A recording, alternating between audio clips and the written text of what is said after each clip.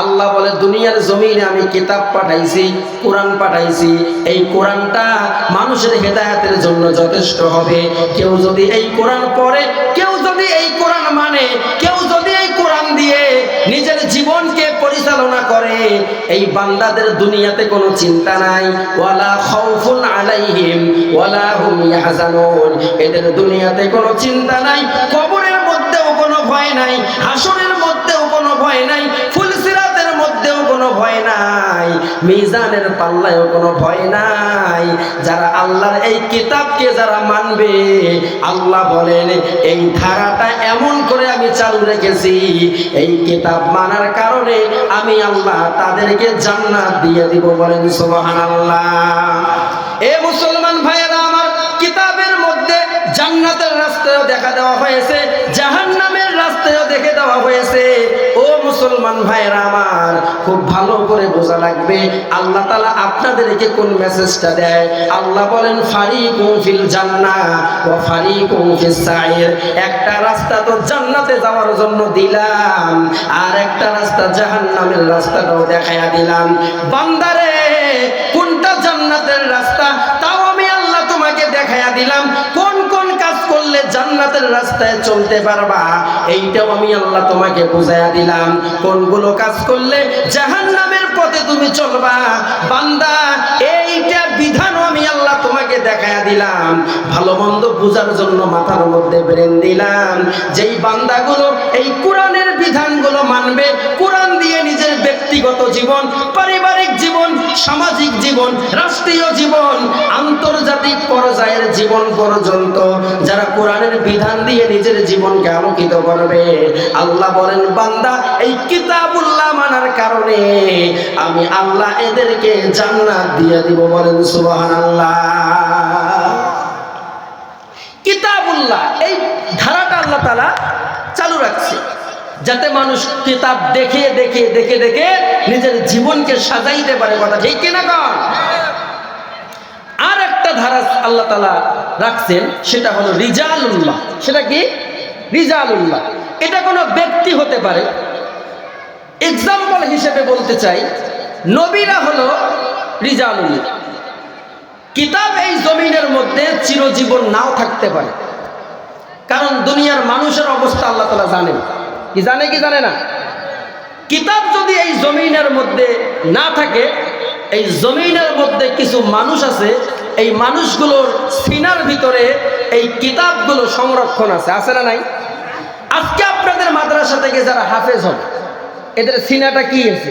কোরআন দিয়ে ভরে গেছে। তার মানে কোরআনের যারা ধারক, কোরআনকে যারা সংরক্ষণ করেছে, কোরআনকে যারা সিনার মধ্যে নিয়েছে, এরা হলো রিজালুল্লাহ। এরা কি? রিজালুল্লাহ। এরা হলো ব্যক্তি। এই ব্যক্তি একজন ব্যক্তির দ্বারা আরেকজন ব্যক্তি জানবে, তার দ্বারা আরেকজন ব্যক্তি জানবে। কিয়ামত পর্যন্ত এই কিতাবের আল্লাহর বিধানগুলো মানুষের মাধ্যমে আল্লাহ তাআলা কিয়ামত পর্যন্ত চালু রাখছে। বলেন সুবহানাল্লাহ। সম্মানিত ভাইয়েরা আমার, তাহলে আমাদের বোঝা গেল কিতাব হলো এক জিনিস আর ব্যক্তি হলো আরেক জিনিস। ব্যক্তির ভিতরে কিতাব ঢোকায়া এই ব্যক্তিটাকে আল্লাহ তাআলা সম্মানিত করেছেন। এই জন্য মুসলমান ভাইয়েরা আমার, যেই কথাটা আপনাদেরকে বুঝাইতে চাই, এই কিতাবুল্লাহ আর রিজালুল্লাহ, এই ধারাটা আজ কিন্তু চালু হয় নাই।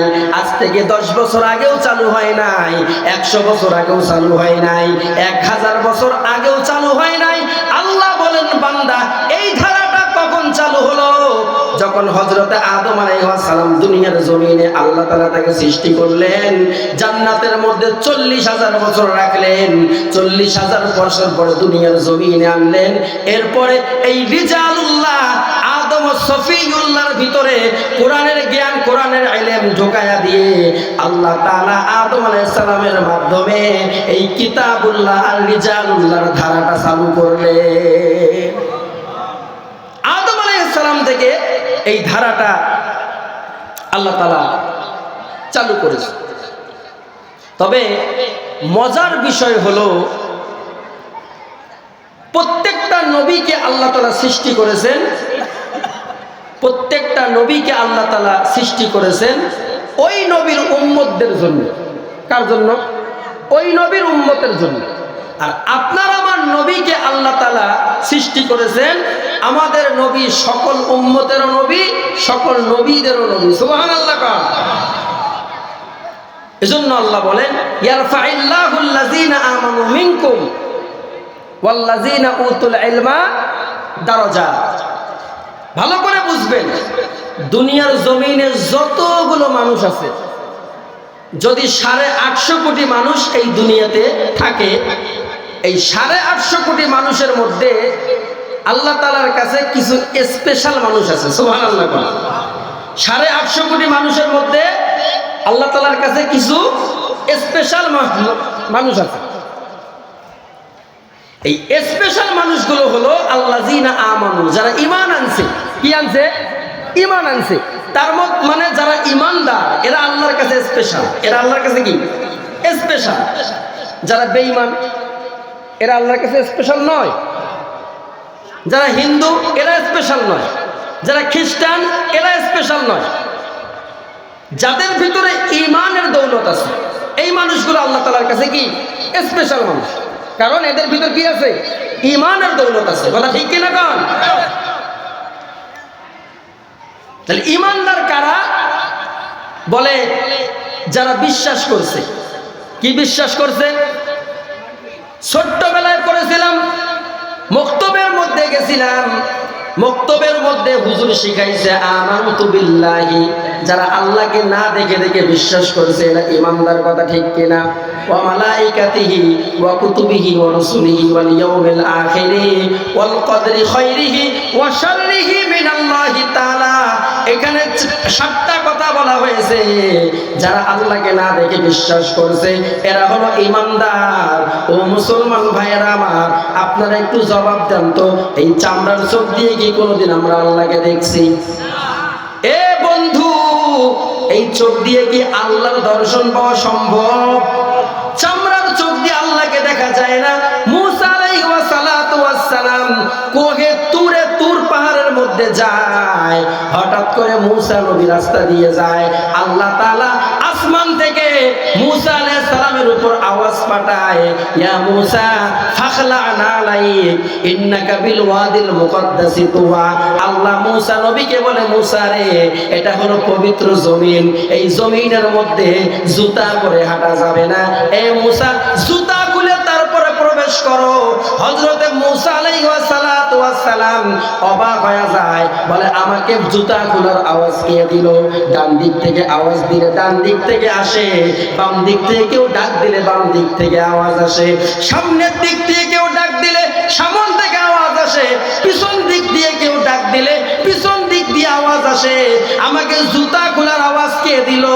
এই আওয়াজটা যেন ডানে আসতেছে না, এই আওয়াজটা যেন বামে আসতেছে না, সামন দিয়েও আওয়াজ আসে না, পিছন দিয়েও আসে না, চতুর্পাশে যেন ভেসে ভেসে আওয়াজ আসতেছে। এই আওয়াজটা আমাকে কে দিল? হযরতে মুসা আলাইহিস সালাম বারবার চিৎকার করে, কে আওয়াজ দিল? হঠাৎ করে আমার আল্লাহ আরশে আজিম থেকে মুসা আলাইহিস সালাতু ওয়াস সালামকে আওয়াজ দেয়, আনা রাব্বুক, আমি তোমার রব, আমি তোমাকে আওয়াজ দিয়েছি, জুতা খুলে তার উপরে প্রবেশ করো। হযরতে মুসা আলাইহিস সালাতু ওয়াস সালাম বলেন, আমার আল্লাহর আওয়াজ শুনে আল্লাহর প্রেমে পাগল হয়ে গেলাম। আল্লাহর প্রেমে পাগল হয়ে মুসা নবী বলে, রব্বি আরিনি, ও আল্লাহ তোমাকে একটু দেখতে চাই। আল্লাহ বলে, লাম তারানি, আমাকে দেখা সম্ভব হবে না। মুসা নবী কান্দে, ও আল্লাহ তোর দেখা না পায়া বাড়ি যাব না, দেখতেই চাই। আল্লাহ বলে, উনজুর ইলাল জাবাল, যদি আমাকে দেখতে চাও পাহাড়ের দিকে তাকাও। হযরতে মুসা আলাইহিস সালাম পাহাড়ের দিকে তাকায়। আল্লাহ তাআলা আরশে আজিম থেকে ৭০,০০০ নূরের পর্দার উপর থেকে আল্লাহ তাআলা জমিনের মধ্যে একটু নূরের ঝলক মারে। এই নূরের ঝলক জমিনের মধ্যে আসতেছে, আর মুসা নবী তাকায় তাকায় দেখতেছে আর হাসতেছে। কারণ কে আসতেছে? কে আসতেছে? আল্লাহ আসতেছে। মুসা নবী দেখে আর আসে, আলো যখন কাছাকাছি আসছে, মুসা নবীর চৌকাত ধরে রাখতে পারে নাই। মুসা নবী জমিনের মধ্যে বেহুশ হয়ে পড়ে যায়, আর তুর পাহাড় পুড়ে সুরমা হইয়া যায়। একজন নবীর জন্য আল্লাহর দর্শন পাওয়া যদি সম্ভব না হয়, আপনার আমার মতো গুনাহগারের জন্য কি আল্লাহর দর্শন সম্ভব হয়? এ কথা বলেন না কেন? আল্লাহকে দেখা কি সম্ভব হবে? আল্লাহকে দেখা যায় না। এরপরেও না দেখে যারা বিশ্বাস করে নামাজ পড়তেছেন, তাহাজ্জুদের মুসল্লায় সিজদায় পড়ে কান্না করেন, জিকির করেন, তেলাওয়াত করেন, সুদ খান না, ঘুষও খান না, চুরি ডাকাতিও করে না, জেনাও করে না, এই আব্দুল্লাহ তুমি কেন চুরি করো না? এই আব্দুর রহমান জেনা করার সুযোগ আছে তো শালীর সাথে, এরপরেও কেন জেনা করলি না? এই আব্দুল মতিন ফজরের সময় এই ঠান্ডার মধ্যে ঠান্ডা পানি দিয়ে উজু বানায়া কাঁপতে কাঁপতে কেন মসজিদের মধ্যে যাও? বলে আল্লাহর জন্য যাই, আল্লাহকে বড় মহব্বত করি, এই জন্য আল্লাহর জন্য নামাজ পড়ি। বলে আল্লাহকে দেখছো নাকি? বলে না দেখি নাই। কেন জেনা করো না কেন? বলে আল্লাহকে ভয় পাই, দুনিয়ার কেউ না দেখলেও আল্লাহ দেখে। বলে তুই কি আল্লাহকে দেখছো? বলে না দেখি নাই। কেরে আব্দুর রহমান সুদের খাতায় কেন নাম লেখাইলি না? ঘুষের খাতায় কেন নাম লেখাইলি না? সুযোগ থাকার পরেও কেন পাঁচতলার বাড়ি বানাইলি না? বলে আমি আল্লাহকে বড় ভয় পাই। বলে আল্লাহ কোনোদিন দেখছো নাকি? বলে না আল্লাহকে দেখি নাই। না দেখার পরেও যারা আল্লাহর আদেশগুলো আদেশ হিসেবে মানলো আর আল্লাহর নিষেধগুলোকে নিষেধ হিসেবে মানলো, আল্লাহ বলে তাদেরকে আমি বড় পছন্দ করি, তাদেরকে বড় মহব্বত করি। এই সমস্ত বান্দাদেরকে আমি বিনা হিসাবে জান্নাত দিয়ে দিলাম। তাহলে দুনিয়ার জমিনে যারা ঈমান এনেছে, না দেখে যারা বিশ্বাস করেছে, আল্লাহ এদেরকে বড় পছন্দ করে, আল্লাহ এদেরকে বড় ভালোবাসে। আল্লাহ বলেন বান্দা যারা না দেখে আমাকে বিশ্বাস করে ঈমান আনছে, ও আল্লাহ আমাদের পুরস্কারটা কি হবে? আল্লাহ বলে ডাইরেক্ট পুরস্কার দুনিয়াতে তোমাদেরকে সুসংবাদ দিলাম, এই 850 কোটি মানুষের ভিতরে তোমাদেরকে আমার স্পেশাল মানুষ বানায়া নিলাম। আল্লাহ যদি কাউকে বলে এরা আমার স্পেশাল মানুষ, ডক্টর ইউনূস যদি বলে ইনি আমার স্পেশাল মানুষ, তার সাথে বেয়াদবি করার কোনো সুযোগ আছে? চোখ রাঙার কোনো সুযোগ আছে? দুনিয়াতে একজন সামান্য প্রেসিডেন্ট যদি বলে অমুক আমার স্পেশাল মানুষ, তাকে রক্ষণাবেক্ষণের জন্য কত পুলিশ, কত গাড়ি, কত বডিগার্ড, কথা ঠিক কিনা বলেন? আর আল্লাহ যদি বলে যে অমুক আমার স্পেশাল, ফেরেশতারা আল্লাহর স্পেশাল বান্দার সাথে বেয়াদবি করার সুযোগ আছে? সুযোগ নাই। মুসলমান ভাইয়েরা আমার, কোরআন থেকে যে কথাটা বলতে চাই, আল্লাহ বলেন ইয়ারফাইল্লাহুল্লাযীনা আমানু মিনকুম, দুনিয়াতে যারা ঈমান এনেছে এরা আমার কাছে স্পেশাল। তবে মজার কথা আর একটা কথা শোনাই, এই স্পেশাল ঈমানদারদের ভিতর থেকে আরো কিছু মানুষ আছে, যেই মানুষগুলো আমার আল্লাহর দরবারে শুধু স্পেশাল নয়, বরং এরা আমার আল্লাহর দরবারে ভিআইপি পারসন। সুবহানাল্লাহ কোন? এরা কারা? ঈমানদারদের ভিতরে আবার এরা তো আল্লাহর স্পেশাল। এই স্পেশাল মানুষদের ভিতর থেকে আরেক দল মানুষ আছে, এরা আবার আল্লাহর কাছে ভিআইপি পারসন। সুবহানাল্লাহ কোন? এই ভিআইপি পারসনটা কারা? আল্লাহ বলেন ওয়াল্লাযীনা উতুল ইলমা দারাজাত, যাদের ভিতরে কোরআনের জ্ঞান আছে, সুবহানাল্লাহ, যাদের ভিতরে জ্ঞান আছে, ইলম আছে, এরা আমার কাছে শুধু স্পেশাল নয়, এরা আমার কাছে হলো ভিআইপি পারসন। বলেন সুবহানাল্লাহ।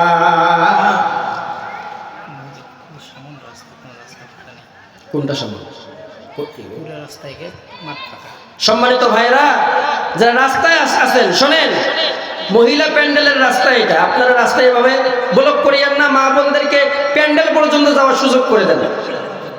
তাহলে সম্মানিত ভাইরা, স্পেশাল মানুষ হলো যারা ইমানদার, কথা ঠিক কিনা বলেন? এই স্পেশাল মানুষ থেকে যারা আবার কোরআনের জ্ঞানী হয়েছে, এরা আবার আল্লাহর কাছে ভিআইপি, কথা ঠিক কিনা বলেন? খুব ভালো করে বোঝা লাগবে, সারা পৃথিবীতে শুধু বাংলাদেশে নয়, সারা দুনিয়ার মধ্যে শিক্ষা ব্যবস্থা হলো দুই প্রকার। কয় প্রকার বলেন তো? ভালো করে বলেন না, কয় প্রকার? দুই প্রকার। একটা হলো জাগতিক শিক্ষা, আধুনিক শিক্ষা, মানব রচিত শিক্ষা, আর একটা হলো ধর্মীয় শিক্ষা। জাগতিক শিক্ষা কি বলে? জাগতিক শিক্ষা হলো স্কুল, কলেজ, ভার্সিটির শিক্ষা, এটাকে বলা হয় জাগতিক শিক্ষা। আর মাদ্রাসার শিক্ষাকে বলা হয় ধর্মীয় শিক্ষা। এই দুই শিক্ষা আমাদের বাংলাদেশে আছে না নাই? এইভাবে সারা বিশ্বের মধ্যে শিক্ষা ব্যবস্থা হলো দুই প্রকার। এইভাবে আল্লাহ তাআলা বলেন, ও আমার বান্দা বান্দি, আমার কাছে দুনিয়াতে যতগুলো সৃষ্টিকুল আছে, এই সৃষ্টিকুলগুলো আমার কাছে দুই প্রকার। কয় প্রকার? দুই প্রকার। ভালো করে বুঝবেন। এক প্রকার হলো মানুষ আর জিন। এক প্রকার কি? মানুষ আর জিন। আর এক প্রকার হলো মানুষ আর জিন বাদে এই দুনিয়াতে যতগুলো মাখলুকাত আছে, এরা হলো আরেক প্রকার সৃষ্টি। তাহলে এক প্রকার হলো মানুষ আর জিন, আর এক প্রকার কি? মানুষ আর জিন বাদে গরু, ছাগল, হাঁস, মুরগি, গাছপালা, নদী, নালা যা আছে, এগুলো আরেক প্রকার সৃষ্টি। মানুষ আর জিনকে দুনিয়াতে আল্লাহ তাআলা পাঠাইলেন আল্লাহ তাআলার গোলামি করার জন্য, যেটা আপনারা শুনছেন, ওমা খালাকতুল জিন্না ওয়াল ইনসা ইল্লা লিয়াবুদুন। মানুষ আর জিন হলো আল্লাহ তাআলার গোলাম। আর মানুষ আর জিন বাদে এই দুনিয়াতে যতগুলো মাখলুকাত আছে, এই মাখলুকাত গুলো হলো মানুষের গোলাম। সুবহানাল্লাহ বলেন। গাছকে বানাইছে মানুষের গোলামি করার জন্য, গরু ছাগলকে বানাইছে মানুষের গোলামি করার জন্য, আর মানুষ আর জিনকে বানাইছে আল্লাহর গোলামি করার জন্য। সুবহানাল্লাহ বলেন। কথা বুঝছেন? এই মানুষ আর জিন এই দুনিয়ার মধ্যে থাকবে, আল্লাহ তাআলার ইবাদত বন্দেগী করবে, কষ্ট করবে। এই মানুষের এই কষ্টের যে ফলাফল স্বরূপ আল্লাহ তাআলা মানব জাতিকে জান্নাত দিয়ে দিল। বলেন সুবহানাল্লাহ। আর মানুষ আর জিন বাদে এই দুনিয়াতে যত কিছু আছে, এই জিনিসগুলো হলো দুনিয়াতে এদের জন্য সুখ শান্তির জায়গা, বরং তাদের জন্য কোনো জান্নাত নেই। আছে? আছে, মানুষের জন্য আছে। তার মানে দুনিয়াটা মানুষের জন্য ইবাদতের জায়গা। কিসের জায়গা? ইবাদতের জায়গা। আপনাদেরকে বুঝাই, আরো বুঝাই, বোঝেন? আর পশু পাখি যেগুলো আছে, এগুলোর জন্য দুনিয়াটা সুখ শান্তির জায়গা। মানুষের জন্য কি সুখ শান্তির জায়গা? মানুষের জন্য সুখ শান্তির জায়গা না। পশু পাখির জন্য দুনিয়াটা হলো সুখ শান্তির জায়গা, কারণ আমাদের সুখ শান্তি ভোগ বিলাসের জন্য জান্নাত বানাইছে। আপনাদের দেশে কি গরু নেই? গরু এমন কোন কি মুফতি, মাওলানা, হাফেজ, বক্তার কাছে আপনারা শুনছেন যে গরু যদি নিজের বাড়ি বাদ দিয়ে অন্য বাড়ির পোয়ালের পুঁজে পোয়াল খায়, তা এই গরুর গুনাহ হবে? এটা শোনেন নাই? সত্যি শোনেন নাই? কুত্তা নাই এলাকায়, কুকুর, এমন কথা কোনোদিন শুনছেন যে কুত্তে যদি নিজের যে কুত্তি আছে একে বাদ দিয়ে যদি এক গেল সব কুত্তির সাথে সে যদি যৌনাচার করে, এর জাহান্নাম হবে? এমন কোনো কথা শুনছেন? এটাও শোনেন না? বিড়াল যদি তার বাড়ির মালিকের দুধ বাদ দিয়ে অন্য বাড়ির দুধ শুটকি চোর করে খায়, তাহলে ইয়ার কবিরা গুনাহ হবে? এমন কথা শোনেন নাই? শিয়াল যদি রাতের অন্ধকার বাদ দিয়ে দিনের বেলা যদি কারো হাঁস মুরগি চোর করে খায়, তা ইয়ার দোজক হবে? এমন কথা শোনেন নাই? কেন শুনলেন না মুসলমান? ও মুসলমান ভাইয়েরা আমার, আমি আপনাদেরকে কোন ভাষা দিয়ে বুঝাইব? আপনাদেরকে বোঝানোর মতো ইলম শিক্ষা দীক্ষা আমার মধ্যে নাই। তবে খুব সংক্ষেপে একটা কথা বোঝেন, মানুষের জন্য দুনিয়াটা হলো জেলখানার মতো, আর পশু পাখির জন্য এই দুনিয়াটা হলো ভোগ বিলাসের জায়গা। তাদের জন্য দুনিয়াটা হলো সুখ শান্তির জায়গা। গরু যদি হাজার হাজার মানুষের পোয়াল চুরি করে খায়, গরুর কিন্তু কোনো গুনাহ হবে না, গরুর জাহান্নামও হবে না, কারণ গরুর জন্য দুনিয়াটা উপভোগের জায়গা। কুকুর যদি তার নির্দিষ্ট কুকুর নিবাদ দিয়ে হাজার হাজার কুকুরনির সঙ্গে যৌনাচার করে, এই কুকুরের কোনো গুনাহ হবে না। বিড়াল যদি তার মালিকেরও দুধ চুরি করে খায়, পাশের বাড়িরও দুধ চুরি করে খায়, তার পাশের বাড়ির শুটকি চুরি করে খায়, এরপরও বিড়ালের কোনো গুনাহ হবে না। বলে কেন গুনাহ হবে না? কারণ এই বিড়ালের জন্য দুনিয়াটা কিন্তু উপভোগের জায়গা। এই দুনিয়াটা বিড়াল যা মন চায় তা করবে, কুকুরের যা মন চায় তা করবে, গরুর যা মন চায় তা করবে, যতগুলো প্রাণী আছে এদের যা মন চায় তাই করবে। ও মুসলমান ভাইরা আমার, এদের কোনো গুনাহ নাই, এদের কোনো পাপ নাই, এদের জাহান্নামও নাই। কেন? বলে তাদের উপর কোনো বিধান দেওয়া হয় নাই। তারা দুনিয়ার জমিনের মধ্যে যা করবে তাই আল্লাহ তাআলা মেনে নেবে। কেবলমাত্র শুধুমাত্র মানব জাতির জন্য দুনিয়াটা ইবাদতের জায়গা।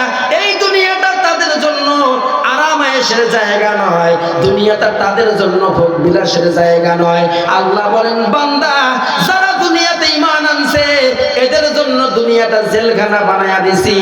এদের যদি মন চায় যৌনাচার করতে পারবে না, এদের যদি মন চায় হারাম খাইতে পারবে না, এদের যদি মন চায় সুদের খাতায় নাম লেখাইতে পারবে না, ঘুষের খাতায় নাম লেখাইতে পারবে না, চুরিও করতে পারবে না, মানুষের হাঁস মুরগি চোর করে খাবে, এটাও সম্ভব হবে না।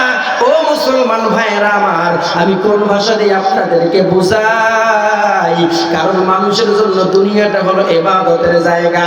আল্লাহ কিতাবের মধ্যে যেমন করে বিধান দিয়েছেন, উলামায়ে কেরামদের মুখ দিয়ে যেমন করে আল্লাহর বিধান বাইর হয়, মসজিদের ইমাম সাহেব আর খতিব সাহেবের জবান দিয়ে আল্লাহর বিধানগুলো যেমন করে বাইর হয়, তাবলীগের মেহনতের মাধ্যমে আমির সাহেব যেমন করে আল্লাহর বিধানগুলো আপনাদেরকে বুঝায়, পীর সাহেবগুলো যেমন করে আপনাদেরকে বুঝায়, এই নিয়মগুলো বাদ দিয়ে নিজের মন গড়া মতো দুনিয়াতে চলা যাবে না। আল্লাহ বলেন, বান্দা ঈমান আনার পরে যদি তুমি তোমার নিজের মন মতো দুনিয়াতে চলতে চাও, বান্দা তুমি মানুষ ওই দুনিয়াতে থাকতে পারবা, আমার স্পেশাল বান্দা হয়ে এই দুনিয়াতে থাকতে পারবা না। কথা ঠিক কিনা? মুসলমানি বুয়াদ গরদান নেহাদান এনানে খোদ বদস্তে খাজাদাদান মাইলে মোমেন সোয়ে মোমেন মিশাওয়াদ মাইলে কাফের সোয়ে কাফের মিশাওয়াদ। তবে বন্ধুরা আমার, যেই কথাটা আপনাদেরকে আমি বুঝাইতেছিলাম, শিক্ষা ব্যবস্থা কয় প্রকার বলেছিলাম বলেন তো? শিক্ষা ব্যবস্থা হলো দুই প্রকার। আমার আলোচনা একদম গুছায় গুছায় সামনের দিকে যাচ্ছি, একটা একটা করে পয়েন্ট বলবো, আর মনোযোগ দিয়ে আপনারা শ্রবণ করবেন আর আমলের নিয়ত করে শুনবেন। একটা হলো জাগতিক শিক্ষা, আর একটা হলো ধর্মীয় শিক্ষা। ও জ্ঞান সম্পন্ন মুসলমান ভাইরা, আপনারা একটু আমাকে জবাব দিয়ে বলেন, এই দুই শিক্ষার মধ্যে কোন শিক্ষার দাম বেশি? জোরে বলেন, কোন শিক্ষা? এই দুই শিক্ষার মধ্যে ধর্মীয় শিক্ষার দাম বেশি, সম্মান কোন শিক্ষার বেশি? ধর্মীয় শিক্ষা। তার মানে কি জাগতিক শিক্ষায় কোনো দাম নাই? স্কুল কলেজের শিক্ষায় কোনো দাম নাই? হ্যাঁ, ভার্সিটির শিক্ষায় কোনো দাম নাই? হ্যাঁ, ভালো করে বুঝবেন, দুনিয়াতে যারা জাগতিক শিক্ষায় শিক্ষিত হয় এদেরকে আপনি যদি প্রশ্ন করেন, ভাই আপনি যে স্কুল পড়লেন, মেট্রিক পাস করলেন, কলেজ পড়লেন, ভার্সিটি পড়লেন, মেডিকেল কলেজ পড়লেন, ইঞ্জিনিয়ারিং পড়লেন, আপনার টার্গেটটা কি? টার্গেট আছে না? আপনাকে জবাব দিয়ে বলবে, আমরা স্কুল কলেজ ভার্সিটির শিক্ষা গ্রহণ করেছি, এর কারণ হলো মরার সময় আজরাইল এসে আমাকে সালাম দিবে, আমার কোনো জান কবজের কোনো কষ্ট হবে না। এই কথা বলবে? হ্যাঁ, এই কথা বলবেন না? তাহলে মনে হয় বলবে আমি ডাক্তার হব, ডাক্তার হলে আমার কবরে আযাব মাফ, এটাও বলবে না। তাহলে বলবে আমি যদি পিএইচডি করি তাহলে আমার হাসরে আমার সব মাপ বিনা হিসেবে জান্নাত, এটাও বলবে না। জবাব দিয়ে বলবে যে হুজুর, আমি যে জাগতিক শিক্ষায় শিক্ষিত হচ্ছি, আমার টার্গেট হলো এই ক্ষণস্থায়ী এই দুনিয়ার সুখ শান্তি নিশ্চিত করা। কথা ঠিক কিনা বলেন? অনেকেই হয়তো বলবেন হুজুর, বাবায় মাথার ঘাম পাতায় ফালায়া আমাকে স্কুল পড়াইছে, কলেজ পড়াইছে, ভার্সিটি পড়াইছে, হুজুর ঢাকায় পড়াইছে, বিদেশের মধ্যে পড়াইছে, আপনি কোন কুড়িগ্রাম কালেক্টর মসজিদ থেকে আসিয়া আপনি জাগতিক শিক্ষার বিরুদ্ধে কথা বলেন?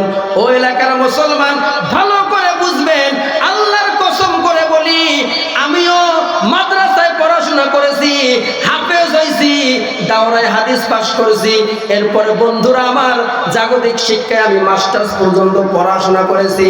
যেই মানুষটা মাস্টার্স পর্যন্ত পড়াশোনা করতে পারে, এই মানুষটা কি জাগতিক শিক্ষার বিরুদ্ধে কথা বলতে পারে? এই বন্ধুরা আমার, আপনি ভুল বুঝবেন না, আমি ভালো করে জানি। পানিতে চলতে গেলে যেমন নৌকার দরকার, এই জমিনের মধ্যে চলতে গেলে জাগতিক শিক্ষার দরকার আছে না নাই? এই আওয়াজে মানি না, আরো জোরে বলতে হবে, আছে না নাই?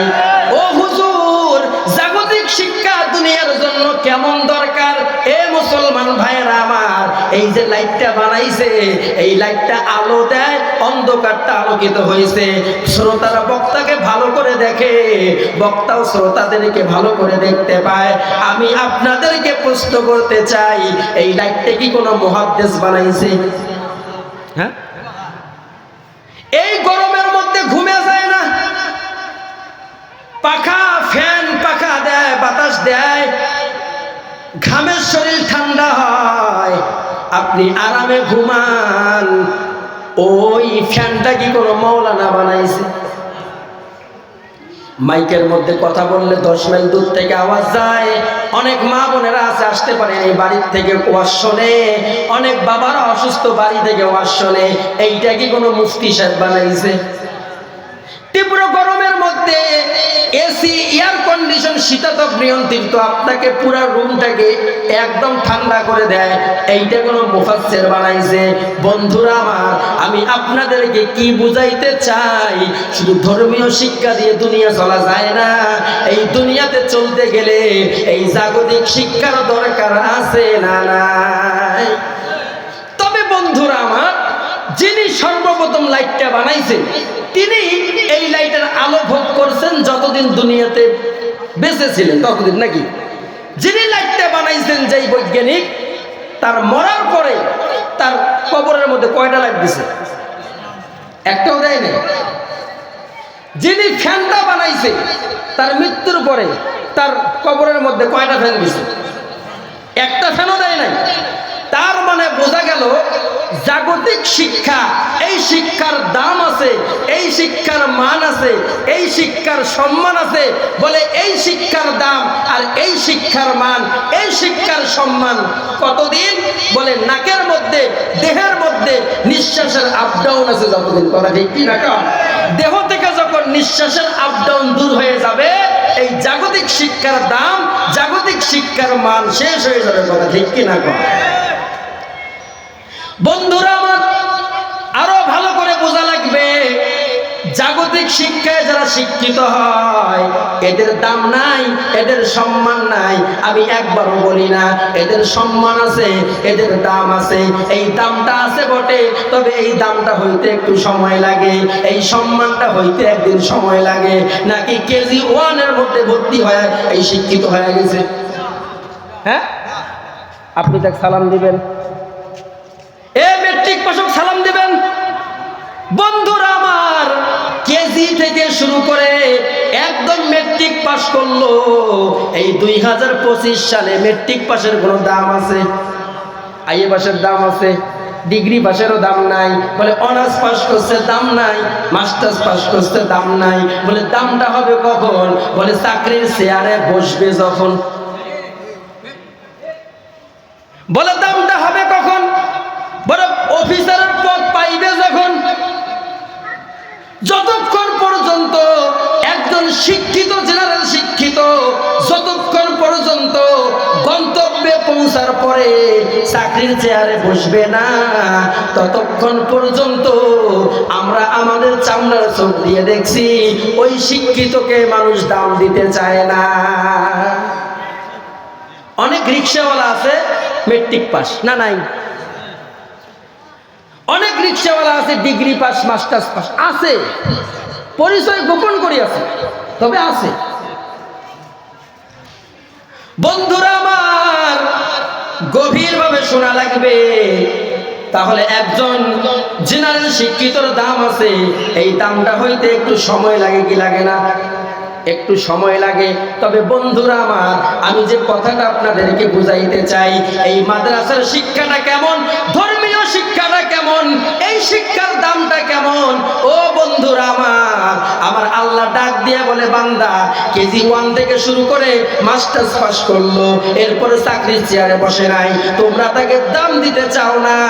আজকের এই মাহফিল থেকে ওয়াজ শোনার পরে আপনারা বাড়িতে গেলেন, বাড়িতে যাওয়ার পরে বিবির সঙ্গে বিছানার মধ্যে শুইলেন, আর বিবিকে বললেন, বিবি আমার ওই দুর্লভকুটি মাদ্রাসার মধ্যে দ্বিতীয় বক্তা মাদ্রাসা সম্পর্কে আলোচনা করছে, আমার মনটা ভরে গেছে, আমার দিমন চায় আমার সন্তানটার 3 বছর বয়স হয়েছে, আমার সন্তানের 5 বছর বয়স যখন হবে আমার সন্তানকে দুর্লভকুটি মাদ্রাসায় দিব, সেইখান থেকে আমার সন্তান হাফেজে কোরআন হবে, আলেম বিস সুন্নাহ হবে।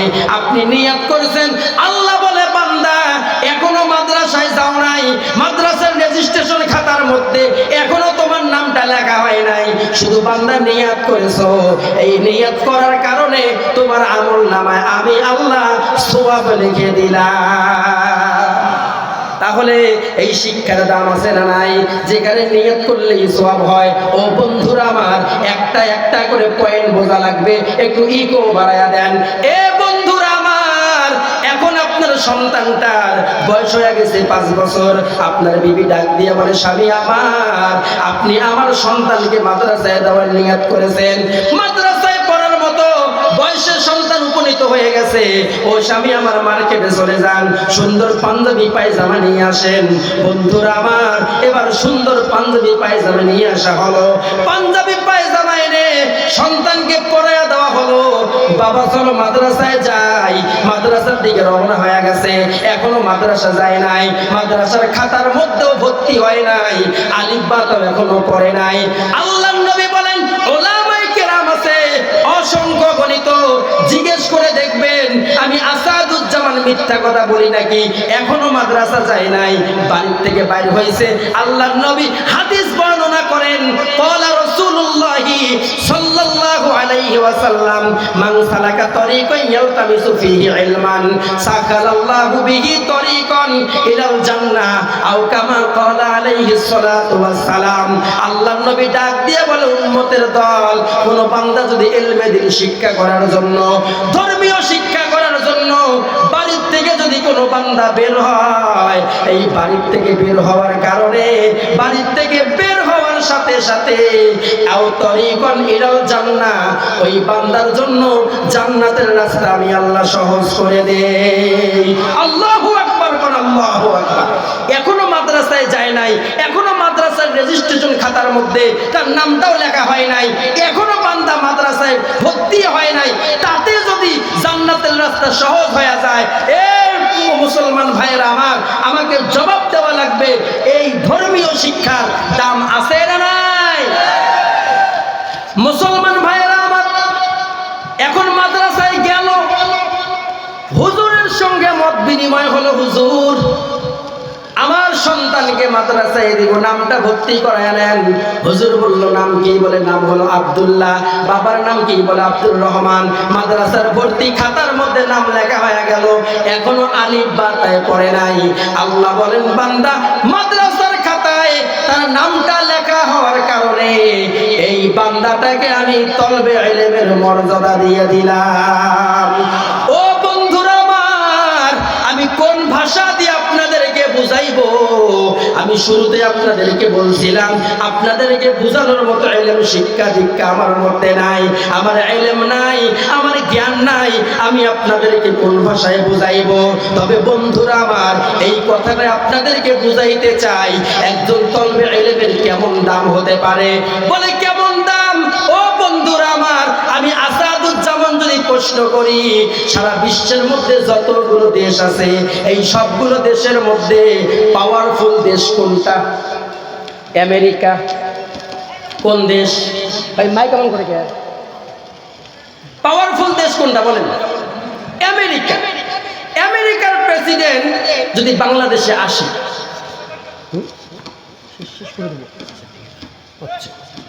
আর কতক্ষণ বলবো, বাংলাদেশে যদি আসে, তাহলে দেখবেন বাংলাদেশের প্রাইম মিনিস্টার প্রেসিডেন্ট তাকে সংবর্ধনা দেওয়ার জন্য লাল গালিচা বিছায়া দেয়। কি গালিচা?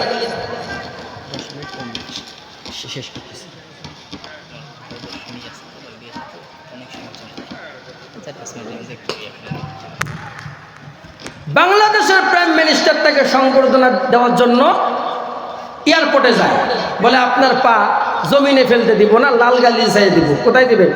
লাল গালিচা বিছায়া দেয়। লাল গালিচা বিছায়া দিল, ফুলের সংবর্ধনা দিল। লাল গালিচার মধ্যে আপনার পাটা ফেলান, জমিনের মধ্যে পা ফেলা যাবে না। আল্লাহ বলেন, বান্দা, সামান্য একজন পাওয়ারফুল দেশের প্রেসিডেন্ট বাংলার জমিনে আসার কারণে তার পায়ের নিচে যদি লাল গালিচা বিছায়া দেয়, এই দুনিয়ার জমিনে যারা তলবে ইলম হয়েছে, এরা যখন রাস্তা দিয়ে হেঁটে যায়, আমার নূরের ফেরেশতারা তার পায়ের নিচে নূরের পাখা বিছায়া দেয়। কিসের পাখা বিছায়া দেয়? নূরের পাখা বিছায়া দেয়। ও বন্ধুরা আমার, ইমাম গাজ্জালী রহমাতুল্লাহ আলাইহি প্রমাণ করে দিছে, মাদ্রাসার ছাত্রদের পায়ের নিচে নূরের পাখা বিছায়া দেয়। ইমাম গাজ্জালী রহমাতুল্লাহ আলাইহি মাদ্রাসার 1 নম্বর ছাত্র, প্রতিদিন সময় মতো মাদ্রাসায় আসে। হঠাৎ করে মাঝে মাঝে ইমাম গাজ্জালীর মাদ্রাসায় আসতে দেরি হয়। ওস্তাদ ডাক দিয়ে বলে, 1 নম্বর ছাত্র মাদ্রাসার মধ্যে দেরি করে আসলে আমি ওস্তাদ হিসেবে কি আমার ভালো লাগে? বলে ভালো লাগে না। এবার ইমাম গাজ্জালীকে বলে, গাজ্জালী রে, কাল থেকে সময় মতো মাদ্রাসায় আসা লাগবে। যদি সময় মতো মাদ্রাসায় না আসো, তাহলে কিন্তু তোমার উপর রাগ করব, তোমাকে মাদ্রাসায় পড়াইব না। পরের দিন আবার দেরি হয়, ওস্তাদ রাগ করে বাইর করে দেয়। তৃতীয় দিন অনুরোধ করে বলে, হুজুর আর দেরি হবে না। তৃতীয় দিন ওই ইমাম গাজ্জালীর মাদ্রাসার মধ্যে আসতে দেরি হয়। ওস্তাদ বলে, আজ থেকে আর পড়াইব না, বাবা তুমি বাড়ির মধ্যে চলে যাও। ইমাম গাজ্জালী রহমাতুল্লাহ আলাইহি চোখের পানি ছেড়ে দিয়ে কান্দে আর ডাক দিয়ে কয়, হুজুর একটা কথা বলবো, যদি অনুমতি দেন তাহলে মাদ্রাসায় ঢুকবো, আর যদি অনুমতি না দেন তাহলে আমি ফিরে বাড়িতে যাব। বলে কি বলতে চাও? বলে হুজুর গো, আল্লাহর নামের কসম করে বলি, জীবনে কোনোদিন ইচ্ছাকৃতভাবে মাদ্রাসায় দেরি করে আসি নাই। কয় তাহলে তোর প্রতিদিন দেরি হয় কেন? বলে হুজুর, আমি বাড়ির থেকে যখন মাদ্রাসায় রওনা হই, আমার বাড়ির 2 পাশে 2টা পাহাড়, এই মাঝখান দিয়ে আমাকে আসতে হয়। হুজুর গো, আমি জমিনের মধ্যে পাটা যখন ফালাই, আমি নজর করে দেখি সবুজ রঙের পাখি আমার পায়ের নিচে পাখা বিছায়া দেয়। ওই পাখির পাখাটা তুলে আর একটা পা যখন জমিনের মধ্যে ফালাই, ওই পায়ের নিচেও কে জানি সবুজ রঙের পাখি পাখা বিছায়া দেয়। এইরকম করে পাখা তুলে তুলে উঠাইতে উঠাইতে মাদ্রাসায় আসতে আমার দেরি হয়। এই কথা কারো কাছে বলি নাই, গোপন করে রাখছি। হুজুর গো, আজকে যখন মাদ্রাসার বারান্দার মধ্যে পাটা দিয়েছি, আমি নজর করে দেখি কে জানি পায়ের নিচে সবুজ রঙের গালিচা বিছায়া দিয়েছে। বলে কি বললি? সবুজ রঙের গালিচা, এটা কেমন করে হয়? এটা তো ফেরেশতার পাখা বাবা। আয় আয়, এতদিন তোমাদেরকে বুঝাইলাম, যারা মাদ্রাসায় পড়বে, আলেম হবে, এদের পায়ের নিচে ফেরেশতারা নূরের পাখা বিছায়া দেয়। বাবা বুঝলি না? আল্লাহ তোকে কবুল করে নিছে, এই জন্য তোকে স্বচক্ষে দেখায়া দিছে। এটা কোনো সাধারণ পাখা না, এইটা হলো আমার আল্লাহর রহমতের ফেরেশতার নূরের পাখা। তলবে ইলম রাস্তা দিয়ে হেঁটে গেলে ফেরেশতারা পায়ের নিচে পাখা বিছিয়ে দেয়, কবরের পাশ দিয়ে হেঁটে গেলে কবরের আযাব 40 দিনের জন্য বন্ধ করে দেয়। বলেন না সুবহানাল্লাহ। এই বন্ধুরা আমার, আমি 5 মিনিটের মধ্যে আলোচনা শেষ করব। এই 5টা মিনিট আপনাদেরকে মনোযোগ দিয়ে শোনা লাগবে। এখন ছাত্রটা বাড়ির মাদ্রাসায় গেছে, হুজুর বলে বাবা পড়ো বিসমিল্লাহির রহমানির রহিম। ছাত্র যখন পড়ছে বিসমিল্লাহির রহমানির রহিম, আল্লাহ বলেন ফেরেশতারা এই ছাত্রটা রহমানকে এটাও জানে না, রহিমকে এটাও বোঝে না। মাদ্রাসার মধ্যে এই নিষ্পাপ বাচ্চাটা বিসমিল্লাহির রহমানির রহিম পড়েছে। এই ফেরেশতারা এই বাচ্চা বিসমিল্লাহ বলবে, আমাকে রহমান আর রহিম বলে স্বীকৃতি দিবে, আর তার মা বাবা দাদা দাদিকে কবরের মধ্যে আযাব দিব। এটা হতে পারে না, হতে পারে না। এই সন্তান বিসমিল্লাহির রহমানির রহিম বলার কারণে তার মা বাবা দাদা দাদির কবরের আযাব মাফ করে দাও। হুজুর বলছে বাবা পড়ো আলিফ বা তা সা। জিমহা খন এবার পড়তেছে আলিফ বা তা সা। হুজুর বলে বাবা পড়ো আলহামদুলিল্লাহি রাব্বিল আলামিন। এখন বাচ্চারা কোরআন শরীফ পড়া শুরু করছে। কোরআন পড়তে পড়তে যখন বাচ্চাটা সুর দিয়ে পড়ে, আল্লাহ বলেন আসমান থেকে রহমতের ফেরেশতাগুলো জমিনের মধ্যে নাজিল হয়ে ওই বাচ্চাটার কোরআন শুনতে থাকে। এই বন্ধুরা আমার, আর একটা পয়েন্ট বলি, যখন বাচ্চারা টান দিয়ে আবেগ নিয়ে পড়ে, কোরআনের আশিক ফেরেশতাগুলো, নূরের ফেরেশতাগুলো তার গালে মুখে চুমা খাইতে থাকে। এ দাম আছে না নাই? একজন পিএইচডি করা, তার মৃত্যুর সময় কি হবে? কি হবে তার সার্টিফিকেট দিয়ে? বলে একজন যদি কোরআনে হাফেজ হয়, একজন যদি আলেম হয়, মৃত্যুর সময় আল্লাহ রাব্বুল আলামিন আজরাইলকে বলে আমার বান্দার সামনে, হাফেজের সামনে ভালো চেহারা নিয়ে যাইও, জান্নাতের দরজাটা তোমরা খুলে দিও। সুবহানাল্লাহ। আজরাইল তো সুন্দর চেহারা নিয়ে আসে, যত বড় মাওলানা হোক, দুনিয়ার মহব্বত আছে, মরবের কি চায়? মারা যেতে চায়? আজরাইল বলে আল্লাহ মরতে চায় না। আল্লাহ বলে জান্নাতের দরজা খুলে দাও। জান্নাতের বাতাস যখন হাফেজে কোরআনের দেহের মধ্যে লাগে, অটোমেটিক ভিতর থেকে প্রাণ পাখি বাইর হয়ে যায়। বন্ধুরা আমার, কবরের মধ্যে তার কি হয়? বলে ইজা উজি আল মাইকিতু ফি কবরিহি জা আল কুরআনু ইনদা রাসিহি। যখন বান্দাটাকে কবরে রাখা হয়, মুনকার নাকির এসে বলে মার রব্বুক, রবের পরিচয় দাও। এমন সময় এই কোরআন শরীফ একজন বাচ্চার রূপ নিয়ে তার মাতার কাছে দাঁড়ায় থাকে। বলে মার রব্বুকা। বাচ্চা বলে রব্বি আল্লাহ। বলে তুমি কেন? জবাব দাও। বলে আমি তার কোরআন বুকে ধারণ করেছে, আমাকে দিয়ে তার জীবনকে সাজাইছে, আমি তার প্রশ্নের জবাব নিয়ে দিলাম। আমার যাত্রা হবে যতক্ষণ পর্যন্ত এই হাফেজে কোরআন জান্নাত যাবে না, ততক্ষণ